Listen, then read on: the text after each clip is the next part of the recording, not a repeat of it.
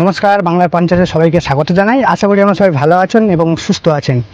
বর্ষার মুহূর্তে আপনারা নিয়মিত যে পরিচর্যাগুলো পুরানো ভিডিওতে বলা হয়েছিল, নতুনভাবে বলা হয়েছিল, সেগুলো আপনারা হয়তো ঠিকঠাকভাবে করছেন। আজকের পর্ব একদম নতুন পর্ব বা ব্লগ বলতে পারেন, সাধারণ ব্লগ। কার্তিক মাস থেকে কিন্তু আমার এই জৈব বাগানটায় কিন্তু আমি জীবাণু এবং জৈব সার দিয়ে চালিয়ে আসছিলাম। তো এই প্রথমবার কিন্তু এই বাগানে আমি রাসায়নিক সার প্রয়োগ করব। কত মাত্রায় প্রয়োগ করব, কেন প্রয়োগ করছি, সেগুলো নিয়ে বিস্তারিত আলোচনা করব। তো চলুন আজকে পর্বটা শুরু করি। প্রথমত হচ্ছে যে 3 মাসের পর থেকে আমাদের গোটা কয়েক ভুলের জন্য বাগানটা পুরোপুরি বসে গেছিলো, যার জন্য 3-4 মাস 5 মাস কোনো আমি বেচাকেনা খুব ভালো পাইনি, ভালো মানের বেচাকেনা পাইনি। সেই কারণে আপনাদেরকে বলেছিলাম কি ভুল কোথায় করেছিলাম, সেই নিয়ে একটা সারা বছরের যে ভুল, সেগুলো নিয়ে পরে একটা ভিডিও দিয়ে দেবো। তো এই বাগানের জন্য জটা কাটিয়ে ওঠার পরে দেখলাম যে জৈব সারের উপরে বাগানটা ভালো রেঞ্জ নিয়েছে এবং একে একটু কোয়ালিটি করতে হবে। এবং দুটো জিনিসের ঘাটতি বাগানে লক্ষ্য করা গেছে, একটা হচ্ছে বোরন, একটা হচ্ছে ক্যালসিয়াম, একটা হচ্ছে ম্যাগনেসিয়াম। তো সেই কারণে কিন্তু এই রাসায়নিক সারটা আজকে প্রয়োগ করব। সেই সাথে সাথে কিছু না, আর দুটো একটা আইটেম বাড়িয়ে দিয়েছি, আর একদমই রাসায়নিক সার এখন আর প্রয়োগ করব না। তো এই কারণে আজকের কিন্তু এই রাসায়নিক সারটা প্রয়োগ করা। ইংরাজি 27 কিন্তু আমি জৈব সার দিয়েছিলাম, জৈব জীবাণু দিয়েছিলাম। আর আজকের হচ্ছে 8 আমি ভিডিওটা বানাচ্ছি। তো 8 মানে প্রায় 12-14 দিনের মতো হয়ে গেল। কোনো সমস্যা নেই, জীবাণুরও কোনো বেশি এফেক্ট হবে না। 7 দিনের থেকে অনেক বেশি গ্যাপ রয়েছে। তো এখন কিন্তু আমরা এটা প্রয়োগ করব। তো চলুন পুরো বাগানটা আগে ঘুরে আসবো, বাগানের পরিস্থিতিটা কেমন দেখবো, গাছ কেমন রয়েছে, মাটি কেমন আছে, গাছে পোকামাকড় আছে কিনা, সেগুলো দেখার পরে একদম সার পর্বটা আপনাদেরকে দেখাবো। কী কী দিলাম, কত পরিমাণে দিলাম, কত গাছের উপরে, সেগুলো দেখাবো। তো এখানে সব কিছু এনে রাখা রয়েছে, গোবর বা অন্যান্য যে রাসায়নিক এলিমেন্টগুলো। আর এটা আমাদের জৈব বাগান, জৈব ট্যাগ লাগিয়ে রেখেছি একদম সেই প্রথম থেকেই। আর সেই বাগানে ঢুকছি, আর ঢুকতে আমরা দেখবো যে বাগানের কন্ডিশন কীরকম। এবং গাছের হাইট এখন এই পর্যন্ত রয়েছে, প্রায় 20-25 দিনের মধ্যে ফেস করতে হবে। এই জায়গাটার পাতা খুলছে বলে এবং কোয়ালিটি করার দরকার আছে, সেই জন্য কিন্তু একটু রাসায়নিক আমি দিয়ে দেবো। এটা হচ্ছে পালার সাইজ। প্রথমেই বলবেন বাগান খুব অপরিষ্কার, ওয়েদার ভালো নেই বলে বাগানটা পরিষ্কার করতে পারছি না। এই হচ্ছে মাটির উপরে শুকনো খাবার দেওয়া ছিল। শিকড় দেখুন, গাছের চাল ভালো আছে মানে শিকড় ঠিক আছে, মানে আমার গ্যাস হচ্ছে না মানেই কিন্তু আমার শরীর ঠিক আছে। এই পাতাগুলো এসছে, জীবাণুর উপরে এসছে পাতাগুলো, জীবাণুর ফুল অ্যাক্টিভিটি আছে। তা ধীরে ধীরে আমি এগোবো। বাগানটা আগে ভালো করে দেখুন। আগা খুব মোটা না, পোকামাকড়ও নেই, খুব একটা নেই। দেখুন প্রতিটা পাতা প্রায় সরল, জীবাণুর পাতা দেখুন।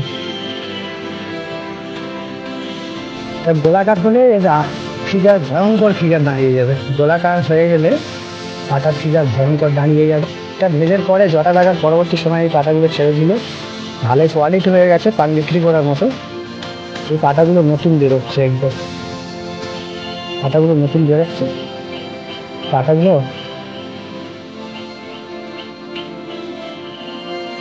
আসলে নিজে ভিডিওটা করছি, ক্যামেরা করার মতো আছে পাইনি, কাউকে সারও দিতে হবে আমাকে নিজেই, তাই জন্যে ভালোভাবে দেখানো হয়তো সমস্যা হচ্ছে।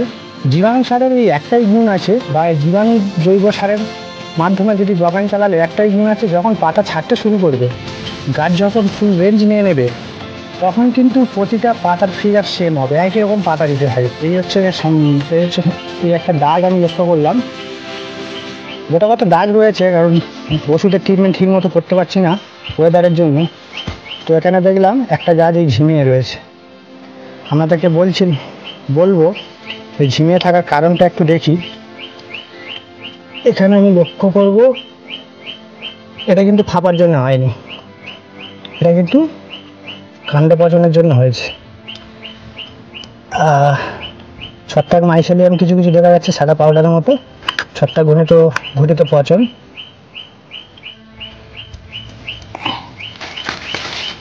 গাছটা পুরো ঝিমিয়ে গেছে, বাগান থেকে সরিয়ে ফেলতে হবে।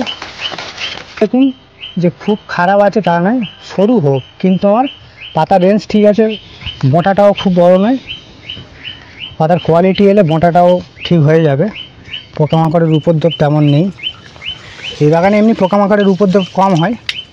তো মোটামুটি আপনারা কি বলছেন কমেন্টে জানান, বাগানটা কি ভালো লাগছে আপনাদের? মানে জৈব পদ্ধতি কি বাগানটা চালাবো আগামী দিনে, নাকি আবার রাসায়নিকে ফিরে যাব, আপনারা কিন্তু এটা কমেন্টে করে কিন্তু আমাকে জানাবেন। হ্যাঁ, আর এই বাগানের শেষের দিকে সেই খারাপ পরিস্থিতিগুলো আপনাদেরকে দেখিয়েছিলাম অনেক দিন আগে জৈব শুরু করার আগে। তো এখন সেই যে লাইনগুলো দেখুন, এই একদম বেড়ার ধারে লাস্ট 2-3টে লাইন, সেই লাইনগুলো দেখুন। ভিডিওর মাধ্যমে হয়তো অন্যরকম লাগে, কিন্তু খুব খারাপ অবস্থা ছিল। আমাদেরকে সেই ভিডিওতে দেখিয়েছিলাম যখন শুরু করেছিলাম জীবাণু দিয়ে বা জৈব দিয়ে, খুব অবস্থা খারাপ ছিল। আর প্রচুর পরিমাণে ঘাস হয়েছে, কেন ঘরে বানানো জৈব দিয়ে আমি সবসময় ব্যবহার করি, ঘরে বানানো জৈব কম্পোস্ট। তো সেই কারণে মনে হয় আমার গোবরের সাথে আগাছার যে বীজগুলো চলে এসেছিলো, সেই কারণে মনে হচ্ছে ঘাসটা বেশি হচ্ছে, ধারণা যেটা। তো এই বাগানের পরিস্থিতি, এই বাগানে আজকে সার দেবো। তো মোটামুটি আমার সাজার পরিস্থিতি এই, শিকড়ের সমস্যা কিছু নেই, সাইড এফেক্ট একদম নেই। আর পেপারটা গোড়ানো হয়ে গেছে। সার দেওয়ার পরে যদি মনে হয় তো আমরা আবার জল একটু খাইয়ে পেপারটা আবার ঢেকে দেবো। এখনও তো আমি রাসায়নিক সার দিইনি। তার আগে পর্যন্ত আপনাদের কেমন লাগলো বাগানটা? এই আমার ভরপুর বাগান।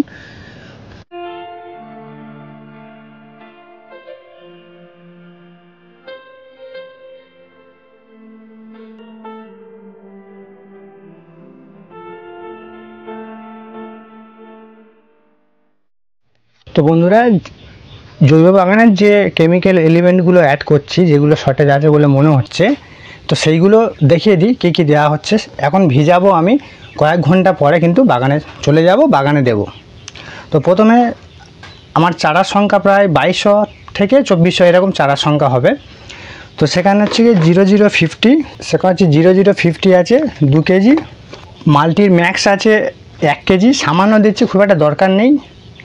গাছের শোষ আছে বলে তার জন্য দিচ্ছি বোরন, এবং ক্যালসিয়াম আর ম্যাগনেসিয়ামের শর্টেজ আছে, তো ক্যালসিয়াম হচ্ছে 2 কেজি এবং সেই সঙ্গে সঙ্গে ম্যাগনেসিয়াম 2 কেজি। প্রতিটা জিনিস আলাদা আলাদাভাবে ভেজাবো।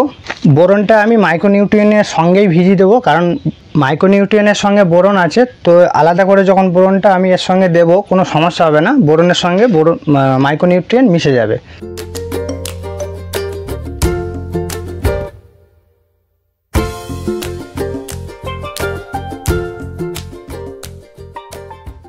তো 0050 অর্থাৎ পটাশ দিয়ে দিলাম।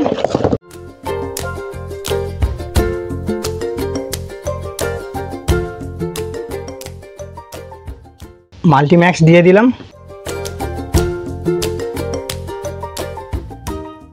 বোরনটা 1050 গ্রাম করে দিয়ে দিলাম, প্রয়োজনে পরে আবার অ্যাড করে দেবো।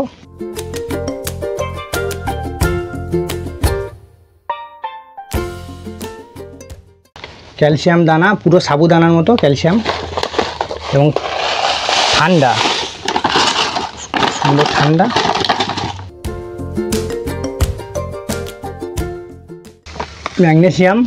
ম্যাগনেসিয়াম পুরো চিনির মতো দেখতে।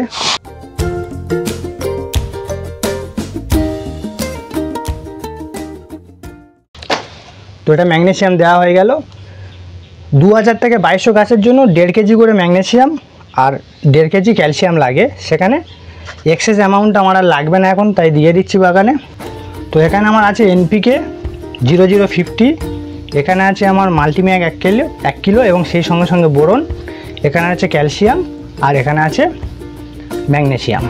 তো এইগুলো থাকবে ভেজানো কয়েক ঘন্টা পরে, এবং গোবর জল আলাদা করে ভিজানো আছে। তো বন্ধুরা, আজকের কিন্তু এই জৈব বাগানে কেন আমি রাসায়নিকটা দিলাম, যে জৈব বাগান মানে আমাদের যে ধারণাটা হয়ে থাকে সারা জীবন খালি জৈব এবং জীবাণু দিয়ে চালাবো তা নয়। প্রথম দিকে শুরু করা উচিত জৈব, তারপরে রাসায়নিকটাকে কমানো উচিত। আর এই প্রথম দিক থেকে আমি টার্গেট নিয়ে নিয়েছিলাম যে আমি একদম রাসায়নিক দেবই না। কিছু হয়তো স্প্রে পোকার জন্য হোক বা দাগের জন্য হোক একটু আধটা স্প্রে মাঝে মধ্যে করতে হয়, যে পুরোপুরি জৈব দিয়ে করা যায়, কিন্তু সেটা সময় সাপেক্ষ। যখন রোগ টোগ চলে আসে তখন কিন্তু কমানোর জন্য রাসায়নিকটা দরকার, সেটা কিন্তু সব ভিডিওতে আমি বলি বা সবাই সেটাই বলেন। তো সেই কারণে কিন্তু এই রাসায়নিকটা দিচ্ছি। কিছু ডেফিসিয়েন্সি আছে, ম্যাগনেসিয়াম ডেফিসিয়েন্সি আর বোরনের ঘাটতি আছে, সেই কারণে মরছে। আর দাগের যে পরিস্থিতি, যেগুলো কোনো ব্যাপারই নেই, দাগ 2-1টা আছে, ওটা আমি মেজর পয়েন্টে ধরি না, ওটা 1 মাসের মধ্যে ঠিক হয়ে যাবে। তো আপনাদের এই নিয়ে কোনো সমস্যা থাকলে আপনারা কমেন্টে করুন, বা যারা হয়তো আমার পরামর্শ নিচ্ছেন তাদের চেঞ্জ হচ্ছে না কেন, ডিরেক্টলি ফোনে কথা বলুন। ফোনে কথা বলতে গেলে আগে আপনাকে হোয়াটসঅ্যাপ গ্রুপে আসতে হবে, এসে হোয়াটসঅ্যাপ থেকে পার্সোনাল মেসেজ করে প্রবলেমটা জানাবেন, তারপরে কিন্তু আপনারা ডাইরেক্ট ফোন করবেন। এইভাবে কিন্তু সকলে যদি ফোন করতে থাকেন, কিন্তু আমিও বাগানে কাজ করি, আমারও সার দিতে হয়, জুন মারতে হয়, ওষুধ মারতে হয়, বড়দের জল ছেঁচতে হয় পুকুরে, আর সেই সঙ্গে সঙ্গে আপনাদেরও চিন্তা ভাবনাগুলো করতে হয়, নতুন কিছু আনার জন্য সেটা ভাবনা চিন্তা করতে হয়। তো সময় মনে হয় ফোনে কথা বলার মতো অত বেশি থাকে না।